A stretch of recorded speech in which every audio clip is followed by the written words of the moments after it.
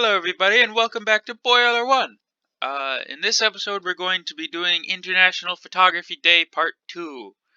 If you haven't seen Part 1 yet, go check that out, or check this one out first, and then that one. I guess it doesn't really matter, but make sure you check them out both, because they got some cool stuff. And we're going to start here with this inchworm that I encountered on a walk one day, so I tried to get a good close-up picture of it. I think I did a pretty good job. You can kind of see even some of the detail on the inchworm's body with the stripes and all, and the little shadows on the pavement and all the little rocks. Anyway, time for the coaster photos. This is from Cedar Point. This is Steel Vengeance. This was my first new credit this season, and I got to ride it in the back row. With the social distancing, it meant that rides were running at limited capacity, so some of the seats were not allowed to be used, which is fine because I understand. I really appreciate all that they have done to try to keep the coasters alive this year, and I hope that everything has went well so far. But they did an amazing job, and this coaster is just so incredible. It's something you have to see to really see up close to really believe and understand. It has such a just the feeling of just its presence of this massive twisty turny hybrid coaster with all its intimidating elements, and the western theme it has is really cool. I'm kind of a sucker for the western and desert themed attractions. I think it just scenery and stuff is pretty neat. And this is I got to ride it at first in the back row. What happened was, since there was assigned seating and there was 3 of us, they said that okay, well, we're gonna give you rows 9 and 12 out of 12 rows total. So my brother and I were like, yeah, we're going all in, and it was phenomenal. You just feel yanked over the first hill and face down, straight down, and then up and down and around, and then you have this little upward twist here, which is really cool. The 0G stall, it gives you a good little bit of hang time before rolling back in the other direction, and I don't know, I love the maneuvers it has. It has so many memorable moments that you kind of have to, you won't be able to take in all things because it's very rapid fire, especially with eject your airtime moments. And I think it's pretty cool with that. And you got the sign here. I think it's pretty cool. The Western theme with steel and then the wood, because it used to be a wooden coaster until it was retrofitted with the steel rail and given a new layout. And you got the rock work, little chains. It's a very nice touch. So yeah, you got this track that goes into the inline twist, and then this track coming out of the 0G stall, and then later on the ride you have this other track that weaves through the supports, which is one of the cool things about this coaster. It tunnels through the wooden supports, and there's quite a few twists and turns in there too. There's wave turns and a couple rolls, and you got these big floater airtime hills in the back toward the beginning of the ride. And this coaster is just on another level of how just amazing and intimidating it is and how long it is. And I was simply blown away the first time I rode it, and it made the entire road trip worth it, just with one coaster alone. I like how you can see there's some newer pieces of wood by the looks of it, so they must have been replaced or added when the coaster was first made. Opened in 2018, by the way. And I don't know how well you can see them here, but a couple of the wood supports have marks on it where it looks like old support braces went and bolts and stuff. So I wonder if that's a remnant of when it used to be a wooden coaster by the name of Mean Streak. Before it was the layout was altered, and some of the old supports stayed and some of the parts went. But yeah, it's pretty cool. It's got a pretty neat story, all things considered. This was a steam tractor in the park's Frontier Trail, It's just on display. It's a little vintage thing. I think it's really cool. I always been fascinated with like steam powered machines and stuff. So we have a fellow boiler up here. Also featured in my avatar photo, at least for now. You got a big old funnel. You got the wheels, the little traction wheels. You can see some gears here. There's a firebox down here. There's all sorts of pipes and gauges and stuff up here for where the controls are. And then you have the flywheel here. And I believe that what that was for is you could attach a belt to it and connect it to a saw blade, and you could engage the flywheel, and the flywheel would turn by the steam engine, and you could use it to like cut logs, or you could also attach it to like an electrical generator. You could do a bunch of things with it. It's really neat little utility that this machine had. This is Magnum XL 200. I believe this is the track after the trim brake run before the station. You can see it passes overhead. It kind of has a little gateway look because it's right next to one of the park's back entrance by the Hotel Breakers, which is a beautiful place, by the way. And yeah, you can see it pass overhead, and I like the classic charm this ride has. It has like that kind of retro 80s space theme, like space age theme, and the trains, I don't know if they were going for it or not, but they resemble the NASA space shuttle a lot with the white body and the black kind of trim and windows, well, not windows, but little decorations. And then you can see it heading out the other way. After it goes over, it'll go back this way toward the station. So yeah, and just to show off the resolution that these photos have, because I know with the vertical ones it's hard to see, and I apologize for that, but some coasters are, you know, phone backgrounds, and maybe I'll change it.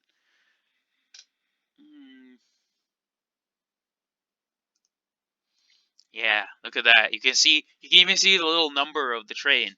And I like how it's in the little digital number font, which is a very nice touch given the time, especially.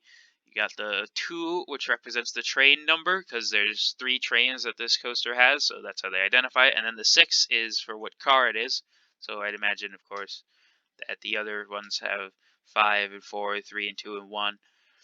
And when I rode in car 1, seating row 3, because I had been told by another YouTuber, much bigger than me, but another roller coaster YouTuber, that it is the quote-unquote magic seat that delivers the strongest airtime, which I can kind of see where they were coming from.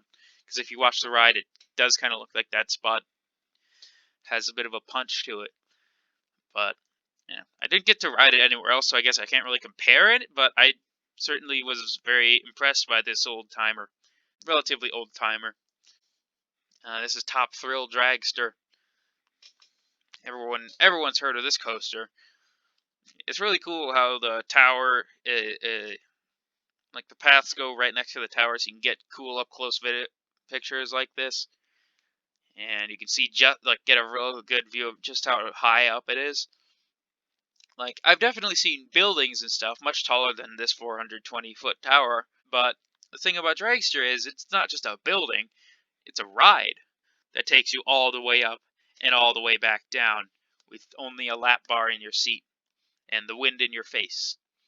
And unfortunately, we didn't get around to ride this the first day we were here. We didn't until the second day, so more on that later. But it was really cool, and they actually like just got it running like the day before we arrived.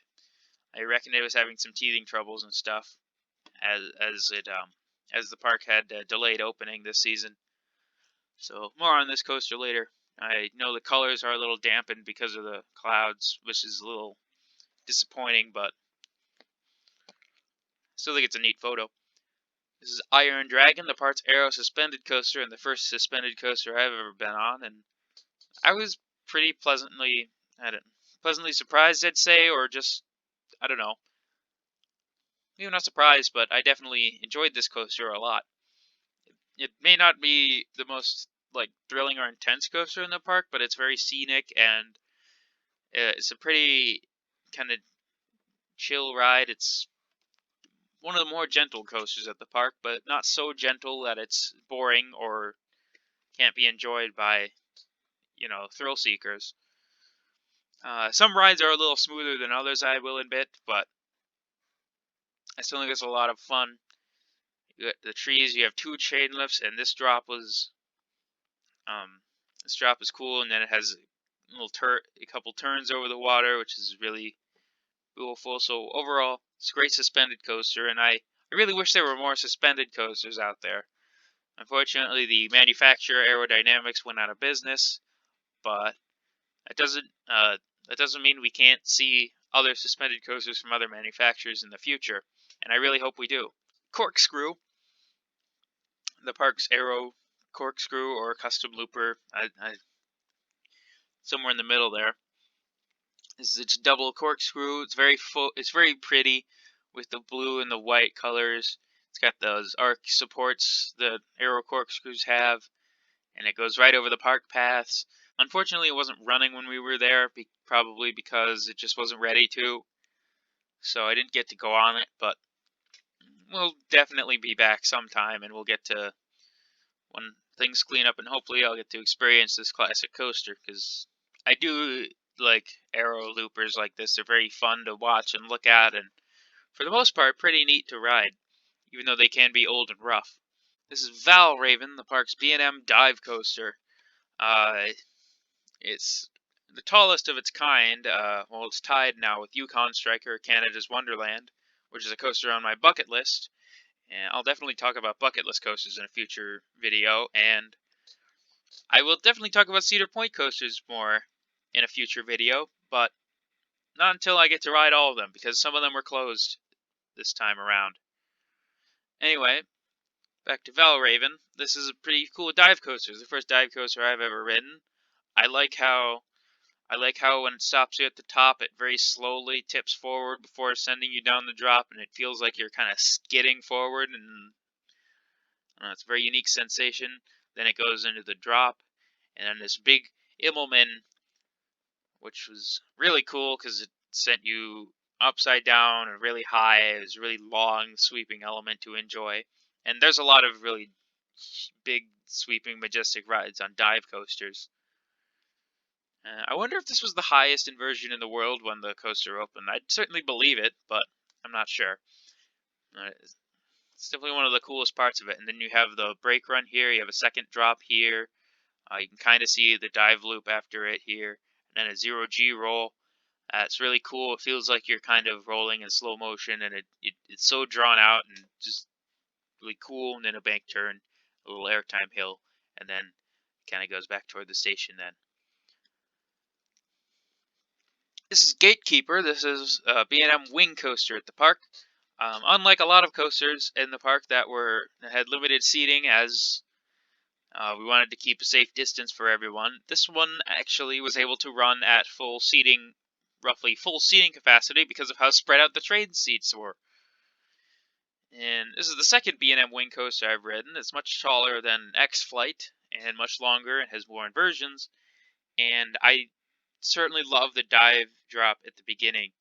On the left side, you will find yourself being just tossed higher in the air before plunging back down and then around and going through all the other inversions. And on the right side, you'll find yourself hanging below the track, and it's very kind of disorienting and just a surreal feeling. There's a big airtime hill here, and I love how just huge it feels because it's so long and big and spread out. Especially when we rode it in the front row. I think the train design, how it looks like a kind of mythical bird or something, just was just the ride just feels epic in the front. I will say that compared to X-Flight, this one did have kind of a bit of a bounce to it, and I think one of the things that it has been criticized a lot about it is that it doesn't have as cool of an ending as something like X-Flight does, so it makes the ride feel less memorable. And when I was there, this coaster had hardly a queue line at all. I don't know if this coaster is just like less popular than it should be, or just because it ran at a fairly high capacity and there were reduced amount of people here because of COVID. But it's probably a combination of all of that. I personally think that it's like better than the people that say isn't good would have you think. But, well, I'll talk about it later. This is Val Raven's Immelman, and it's a little hard to tell, but the track is actually way wider than the other B&M coasters because the trains are wider. And it just looks absolutely massive. I reckon that one track piece probably weighs like the same as 3 cars and costs the same as 10 cars or something. Probably not that much, but it's like probably costs as much as a car maybe. You kind of have to like see this in up close in 3D to believe it because it's just dreamlike and amazing and I don't know, awe-inspiring. Yeah, that's the word. Another beautiful view of Gatekeeper from the side. I believe I took this from the cable ride, the tram ride thing on the at the park, so you can see the drive drop followed by the Immelman, then the hill, then it goes off screen toward the park entrance, hence the name Gatekeeper, and then here's its helix at the end, which is a bit of a which many people, including myself, consider kind of a dull ending, but it's still a fun coaster overall, and I'll definitely talk about it more in a future video, like I said, but I'm gonna kind of want to keep this explanation on the short side since we talked about it more. But this coaster was actually my 50th credit, so I am a little biased toward it, and it's definitely beautiful the way it's on the lakeside and it goes so high up and then fast and then high up again and has all the really cool inversions. There's a lot of variety of elements too. And yeah, I'm very proud to call this my 50th credit. And yeah, hey, I mean, if you don't like this coaster, I don't know if I can consider you a real coaster fan. I'm just kidding. You get it though, because like gatekeeping. Moving on. This is Magnum XL 200 on its safety brake run. Usually this doesn't happen with 2-train operations where it stops, but they have to test it to make sure that it can stop a train in case of emergency. But it gives you a great view of the train too, and you can definitely tell what I mean with the space age theme with the Magnum logo and all the decorations, because it has little like control panels and stuff or decorative stuff like that on the side, and it's really cool. And this tunnel has like some cool lighting effects and stuff inside, and it adds a lot to the feel of the ride and the amount of airtime that you get toward the end, which is one of the highly praised things about this coaster. And then here's the sort of creme de la creme of my trip. This is Magnum XL's lift hill at sunset with the beautiful clouds and the colors. And I like it. It's 205 feet tall, making it it was the tallest full circuit coaster in the world at the time, and obviously it isn't anymore. But it's amazing that it was also the steepest coaster in the world when it opened. The lights are cool because it like kind of inches up the hill. It would have been cool to see this coaster running at night, but with the COVID-19 limitations, they had to shut down early. But still, amazing coaster. If I had to pick a roller coaster to ride right now, this would probably be my first choice. Even though it's old and not the smoothest coaster out there, it's definitely one of the most charming and probably still one of the most thrilling. So this is from our second day when we got on Top Thrill Dragster the first part of the day. And oh man, do I have a lot that I love about this coaster. This is one of the coasters that was on my bucket list before I got on it. And I've been impressed by this coaster since like 2005 when I first read about it. The launch track is really fun. It gives a lot of good speed. There's a really cool adrenaline rush, and like you can feel your heart pounding as you enter onto the launch track before the launch. Dragster lights start, and then you're speeding along at up to 120 miles per hour. It's cool. You can't really see it here, but the tower also has the same lights hung upon it that light up when you ride, which is a pretty impressive decoration. And I love the way the station looks. It has a really cool the steel arcs and the flags. It looks kind of, I would say, modern. I don't know. It just fits the theme really well. And this is probably one of the coolest coasters as far as theming that I've ever been on. Max Force at Great America actually had a similar styled looking station. So It was pretty cool. And since the station loads 2 trains at a time, it makes the whole place feel really just happening, and there's a lot of hustle and bustle, and it just, I don't know, it's just an amazing feeling of I don't know how to describe it really. I feel like I had a word, but I lost it. But it's pretty beautiful. Even with the reduced capacity, there was just so much going on, and it I don't know, it felt very lively. That's the word. I loved it so much. And then after getting off, he was able to take this picture. You can see the beautiful logo and the station and the tower all the way over there, because it's a pretty long ride. Well, long ride as far as distance, and then you go back over and down. And my absolute favorite part of the ride was the spiral drop, because it felt so long, and we were going like straight down, and you spin around, and it's very cool. I will say I still prefer Max Force to this one, but I think it might just be because I had a front row ride on Max Force and I didn't get one on Dragster.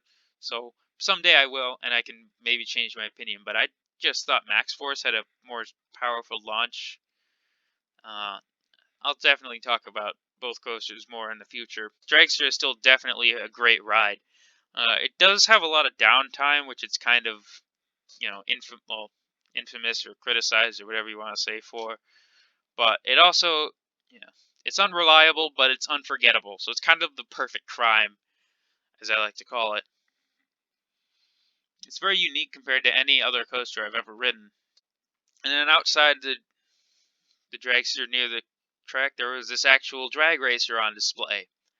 It looks pretty cool. It's got Cedar Point. It's got the logo. It's got some, sponsors on it. You got the big old engine here and the tires and all that, and it's pretty neat. I know a lot more about steam engines than I do about these dragster engines, but it's still pretty cool to look at. There's another view of it. You can see the front more, and the little wheels at the front. You can see the air thing. I think that's what it was for. It's a turbo thing or something like that. You can see into the seat with a little steering. I wonder, it probably has, but I wonder if this car has ever seen the drag strip, like a real, in a real race. It probably has, but I wouldn't know for sure. So let me know if you know about this, because I'd love to like watch it go. It just seems pretty neat and charming and fun. This is Wicked Twister I saw from the park's Ferris wheel. This is another intimate impulse, and you may remember from the previous video the Vertical Velocity, which had a spiral tower. This one has a spiral tower on the other side too, and unlike Vertical Velocity's tower that only has a three-quarter turn, this one has a full revolution twist, and I believe it's the tallest inverted coaster in the world still, even though it opened back in 2002. Unfortunately, it wasn't running when we were there, so I can't say anything about the ride experience, but at least I was able to watch them do a few test shots, a few test runs with it. So yeah, it's pretty neat. Millennium Force. This was definitely one of the highlights of the experience, as many coaster enthusiasts agree. This being it's one of the best coasters out there, and it really stood the test of time. Some rides like Gatekeeper lose popularity after a couple of years of them opening, but this has been around for 20 years, and there's only a couple Giga coasters that, as of 2020, can say that they've been around for 20 years, and this is one of them. This was the first ever Giga coaster, and it opened in 2000, hence the name Millennium Force. So I'm really happy with it because I was a Millennium born too. It's a really cool moving photo of this little hill that it kind of darts by just before the one more turn, and then in the final brake run. And you got you can see all the passengers, and this guy looked like he might have milked the shot a little bit, which he did a great job of. So shouts out to you. And everyone's wearing their masks. I remember when I first rode it, my mask kind of started flapping in front of my face because of how fast it was. But yeah, and this coaster was actually my first ever gray out at the bottom of the drop. I grayed out, and then I regained my vision after on the big overbank turn. It is such an amazing feeling of speed, and it's rides like these that just show the amount of love that there is in the community, because I was able to have some conversations with some of the ride ops and when I was waiting, because I was waiting in the accessibility line, they were like, "Well, I'll let you guys go in the yellow train today." The coaster has 3 trains, and they're all different colors. This one, yellow, of course, the same one I went on, because it's been timing the fastest consistently all day today during their test runs, I assume, which is real nice, and it felt as fast as its word. This is Millennium cresting its lift hill, about to take the plunge. It's cool how you can kind of see this whole coaster from a lot of places in the park, because it's so spread out.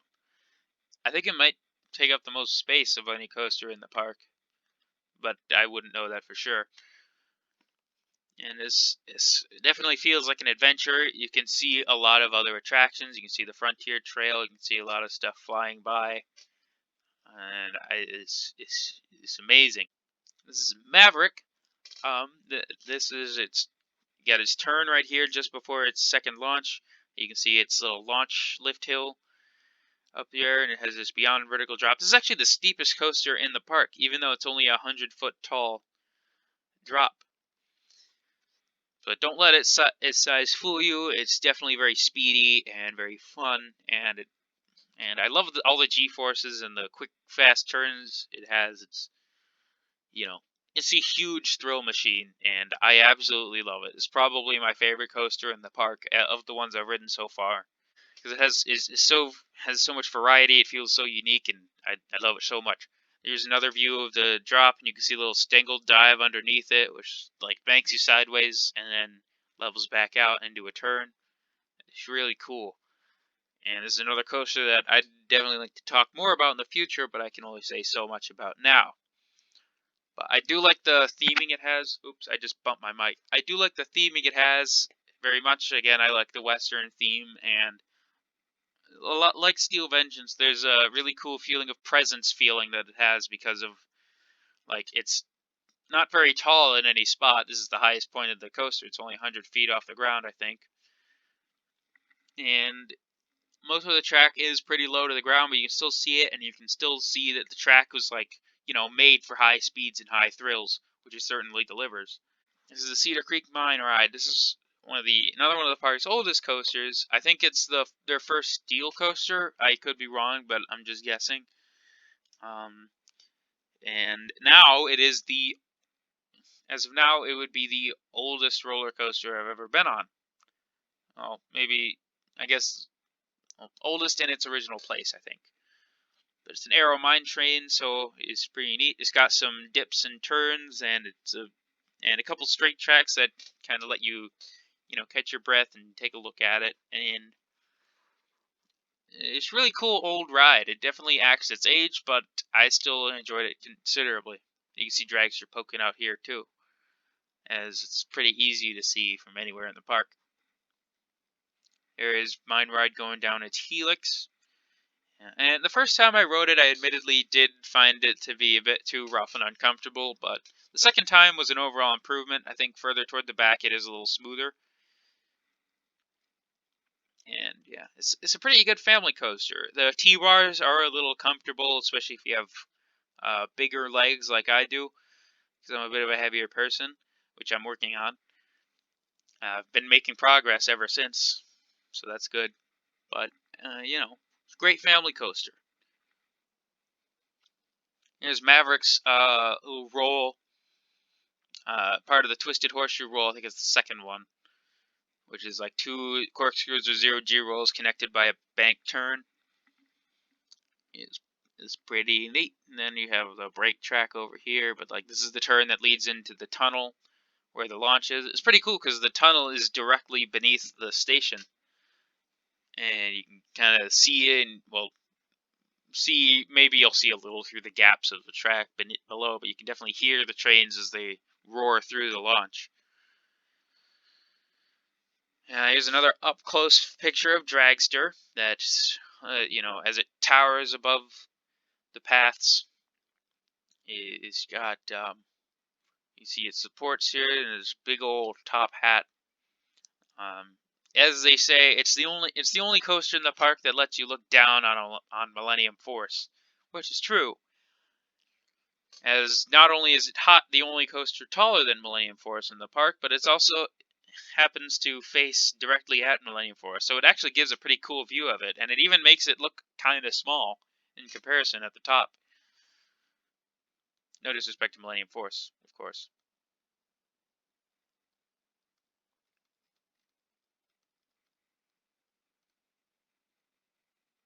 So that's going to do it for this episode. I think I will make a third part because of how long this has gotten.